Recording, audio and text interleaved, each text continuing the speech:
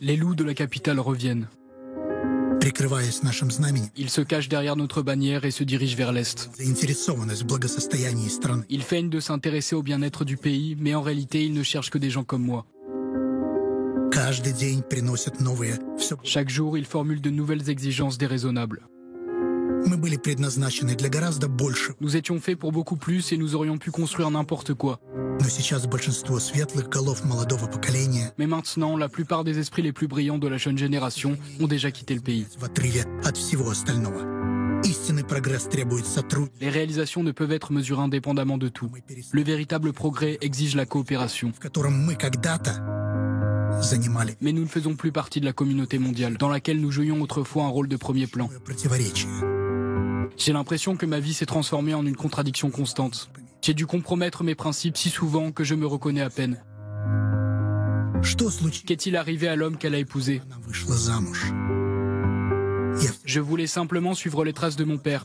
Il me disait souvent que l'essence de la science réside dans le processus de découverte.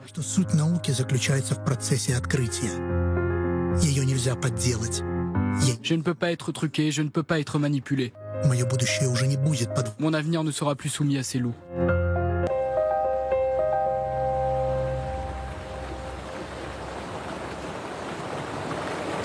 C'est la vision de la Russie par la science. On est à l'antenne, c'est atroce, je suis navrée. Mais alors, est-ce que ça marche? Pardon, commençons par le commandant. Est-ce que, commandant Girnov, quand vous étiez aux affaires, en voyant ça, est-ce que vous auriez été tenté de trahir? Vous avez trahi, mais plus tard. Je crois que ça fait réfléchir. Parce que, bien évidemment, c'est les clichés, mais tout le produit qui dure 2 minutes, il doit être cliché. Parce que sinon, il ne marche pas. Mais quand vous savez que, par exemple, 12 scientifiques qui ont élaboré le soi-disant missile subsonique russe, hypersonique russe, sont emprisonnés par le FSB. Quand vous savez que les scientifiques russes sont poursuivis par le FSB parce qu'ils ont exprimé des opinions.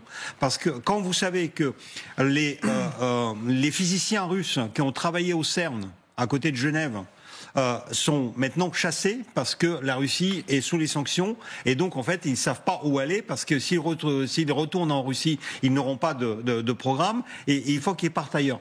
En fait, le terrain est prospère pour ça. Ce sont les communautés qui réfléchissent parce que vous avez les brutes qui vont faire la guerre pour de l'argent ou pour des idées farfelues. Mais les scientifiques, c'est quand même les gens qui réfléchissent. Et donc, là-dessus, vous avez une grande quand même histoire de la guerre froide, où il y avait les scientifiques, la bombe atomique, il y avait un complot des physiciens. Il y avait un complot des physiciens mondial, parce que les États-Unis ont voulu développer l'arme uniquement pour eux, et en fait, les physiciens sont passés le mot, ils ont fait fuiter aux Anglais et aux Russes pour que les 2 autres nations possèdent aussi cette arme nucléaire. Donc, est-ce qu'il y a une supériorité de la CIA? On a tellement dit, voilà, la CIA a eu des hauts et des bas dans son histoire. Est-ce que la CIA de 2025, qui a toute la puissance d'écoute des États-Unis, Elon Musk va lui donner... C'est pas eux qui écoutent. Et des moyens encore démultipliés. La NSA, effectivement, mais la NSA collabore beaucoup avec la tech, elle collabore avec tous les réseaux sociaux du monde. C'est une très très bonne question. Je vous parlais de Tulsi Gabbard tout à l'heure, qui va prendre la tête des 18 agences de renseignement américaines.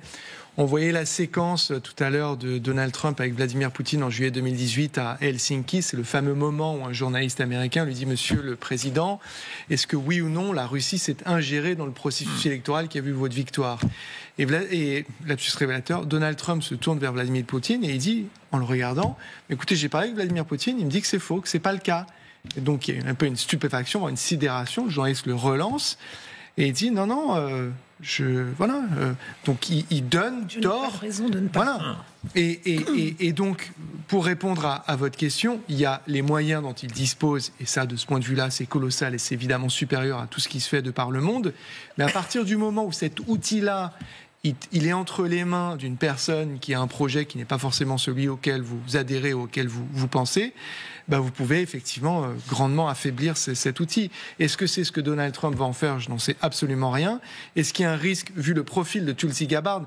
Je rappelle pour celles et ceux qui ne la connaissent pas qu'elle faisait des vidéos face caméra diffusées sur Twitter, vous les trouvez facilement, où elle reprenait mot pour mot la propagande du Kremlin en disant que sur le territoire ukrainien, la CIA, développait des laboratoires biochimiques pour construire des armes bactériologiques. En tout cas, regardez, écoutez, parce que là on découvre quelque chose dont je n'avais jamais entendu parler. La puissance technologique des Américains leur donne là apparemment un outil incroyable.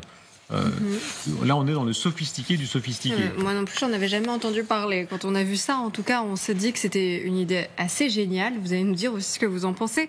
C'est la CIA qui mise sur l'intelligence artificielle.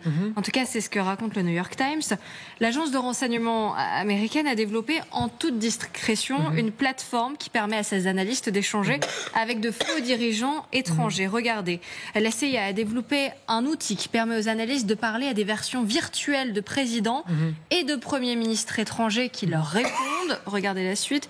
Le chatbot s'inscrit dans le cadre des efforts déployés pour améliorer les outils à disposition des analystes de la CIA et de ses agents sur le terrain pour mieux comprendre les avancées techniques des adversaires. Alors c'est vrai que ça paraît hallucinant et en même temps... on peut apprendre certaines choses. Oui.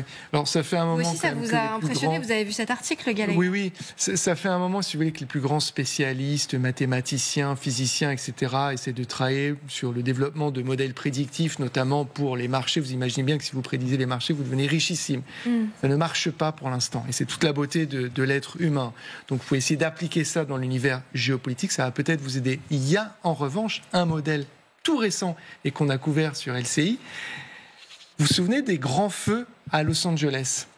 Et toutes ces personnes qui vous disaient « j'ai été lâché par mon assurance ». Il y a 6 mois, toutes les grandes sociétés d'assurance ont lâché les millionnaires de Pacific Palisades qui disaient « moi j'ai une maison à 15 millions de dollars, je veux l'assurer ».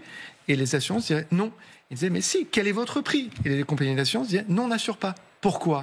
Parce qu'ils avaient ces modèles prédictifs qui leur disaient on peut vous garantir l'imminence d'un feu qui va tout dévaster. Mais là, pardon. Donc, non, mais ça veut dire qu'il y a une amélioration. Mais ça veut dire de quoi? ces Est-ce qu'on systèmes veut sur faire des quoi? phénomènes. Est-ce qu'on veut faire un faux Poutine? Vous pouvez prédire des phénomènes liés au changement climatique, prédire que Vladimir Poutine va envahir l'Estonie en passant par Narva dans 6 mois. J'y crois moins. C'est tout ce que je dis.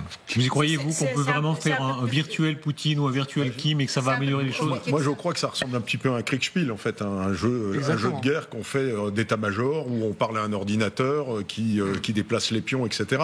Et donc, l'idée, c'est sans doute, si je comprends bien, parce que j'ai un petit peu de mal à comprendre à quoi ça nous amène, c'est de pouvoir parler à l'adversaire pour essayer de mieux comprendre l'adversaire. Mais ce que je comprends pas, c'est que pour mieux comprendre l'adversaire, il faut déjà nourrir la machine pour que... Donc, ça veut dire qu'on a des éléments c'est nos éléments de compréhension qu'on met dans la machine pour qu'ils nous répondent. Donc en fait, on reste un petit peu dans un entre-soi. On risque d'aller Il y a quelque chose que je n'arrive pas à saisir.